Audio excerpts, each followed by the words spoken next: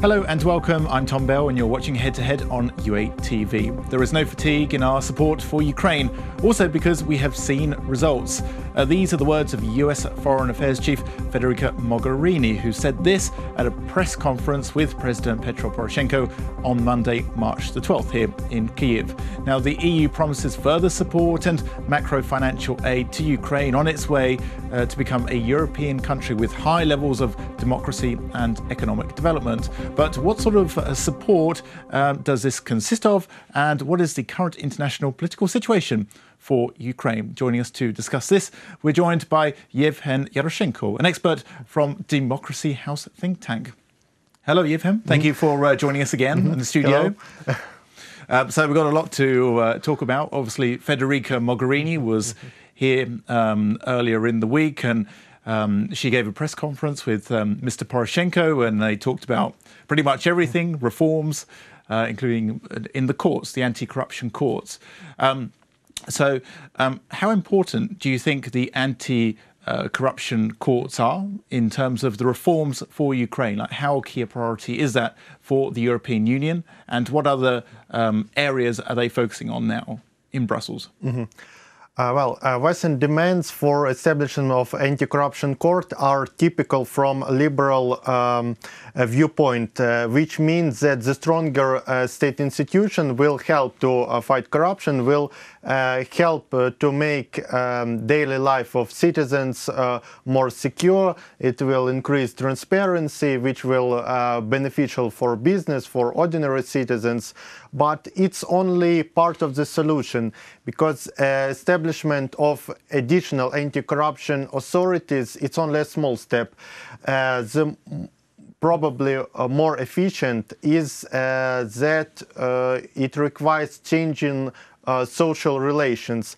I mean, when the risk of corruption exceeds its benefits.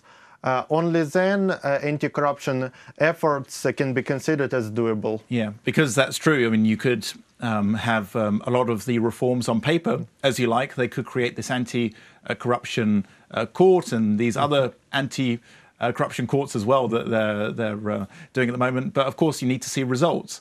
So do you think that the European support will just continue as it is until the results come through? Or do you think gradually Brussels will reduce the support for Ukraine until it follows through with these reforms?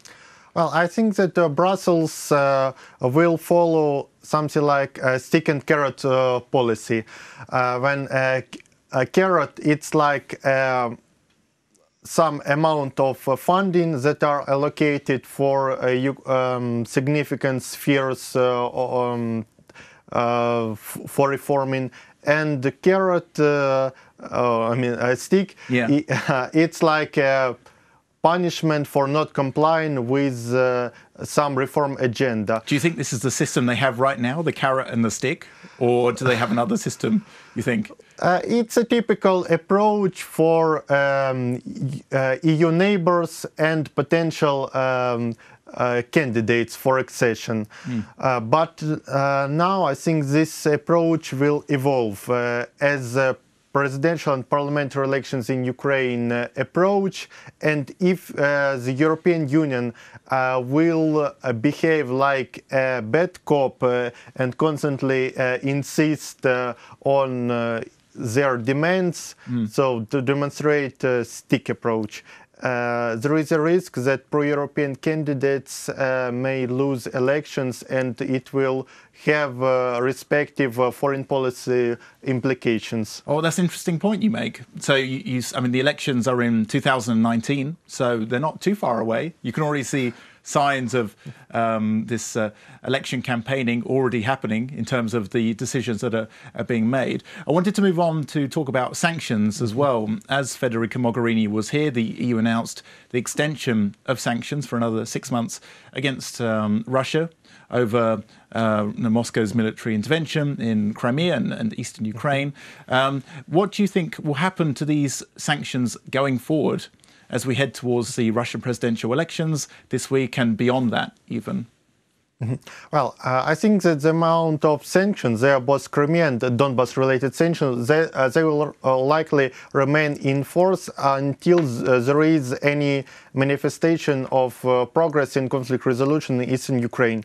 But such progress is unlikely unless there are two circumstances. First, if Russia spontaneously withdraw its forces from eastern Ukraine following presidential election. It's unlikely scenario, of course, in the near future. The second is that if there is an agreement on peacekeeping operations, then it may give cause for some Western countries, especially those who are more willing to normalize relations with Russia, to demand easing some sanctions based on the fact that Russia demonstrates that it can be a credible partner who is seeking conflict resolution, and that's why we have to praise Russia by easing some sanctions. Yeah, and do you think that the sanctions still play an important role?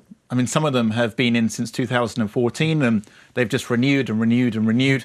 How important are the sanctions in terms of the relations between Russia and Ukraine and Europe, you could say? I mean, for example, Ukraine and Russia still have quite a lot of trade as well.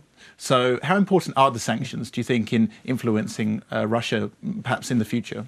There are many researches based on influence of sanctions on behavior of some states who violate some international rules. And around only a quarter of cases when sanctions were imposed resulted in change in behavior in some or another way. Currently, such sanctions are beneficial for the majority of Western countries as they target a limited number of persons, a limited number of industries, but they do not significantly restrict trade. Especially some energy spheres, and which manifested in increased trade turnout between some countries, especially between Germany and Russia. So currently sanctions are a convenient means because they, on the one hand, demonstrate that the EU is committed to support Ukraine, and they have a harsh position against Russia by introducing sanctions. And on the other hand, such sanctions do not prohibit any other interaction or dialogue with Russia on other issues. Yeah, so it'd be interesting to see how the sort of sanctions develop as well.